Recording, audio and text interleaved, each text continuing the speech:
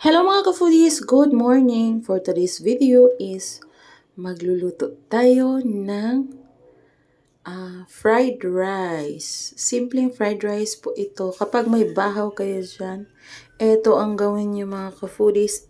Gawin nyong level up ang inyong fried rice. Ayan po ang bahaw natin.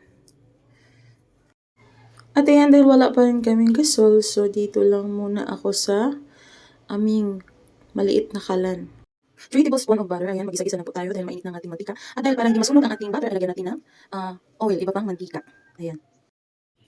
At syempre, una po nating igisa ang ating bawang. At isunod din po ang ating sibuyas at saka ang ating dahunan. At maglagay din tayo ng isang itlog. At dito magtitimpla na po tayo. Halo-haloin lang muna natin. At ayan, maglagay na po tayo ng ating ground black pepper o paminta at saka turmeric. Optional lamang po ito. Nakadepende na po sa inyo. At syempre, ang ating Knorr seasoning, pangdagdag umami.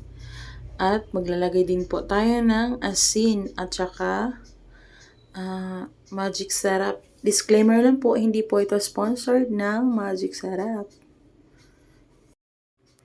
At ayan na po ang ating bahaw na kanin. Ilagay na po natin.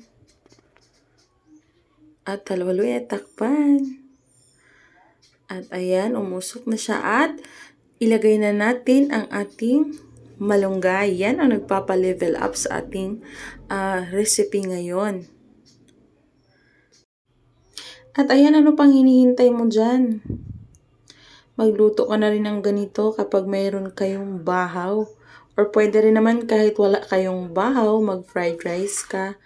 Lagyan mo ng ganito, ng malunggay. Hiniwa-hiwa ko lang siya ng maliliit. Ayan.